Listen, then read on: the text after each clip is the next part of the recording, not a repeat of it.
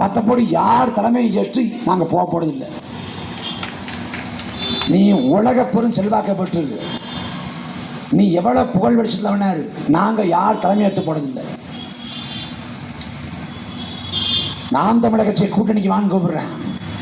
அதிமுக கூப்பிடுது, பாஜக கூப்பிடுது.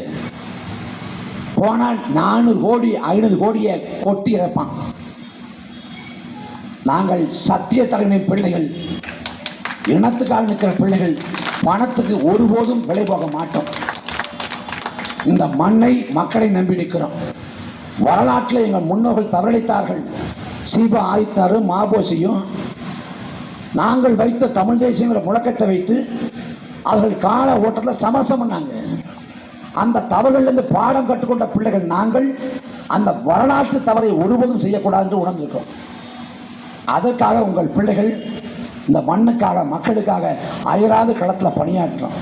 காவிரி சிக்கல், முல்லை பெரியாறு, பாலாறு, கச்சத்தீவு, மீத்தேனு, ஹைட்ரோகார்பன், 8 வழிச்சாலை, உயர்மழுத்த கோபுரம், அணுக்களி மையம், ஸ்டெர்லைட்டு, மக்கள் வாழ்வாதாரத்தை பறிக்கக்கூடிய பேராபத்து மிக்க அத்தனை திட்டங்களுக்காக போராடி இருக்கோம்.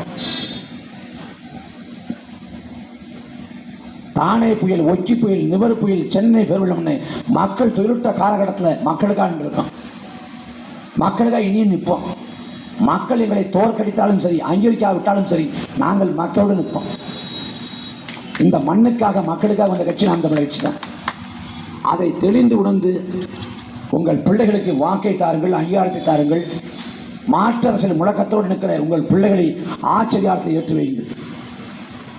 பெருந்தமிழர் ஜீவா சொல்றாரு, அழகும் நிறைவும் கொண்ட வாழ்க்கையை சொர்க்கத்தில் இல்லாது நாம் வாழ்ற பூமியில படைக்க பாடுபடுறது.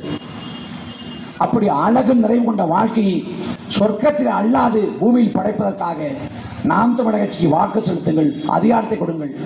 நாங்கள் இறுதி வரை இந்த மண்ணுக்காக மக்களுக்காக உழைப்போம். நன்றி, வணக்கம்.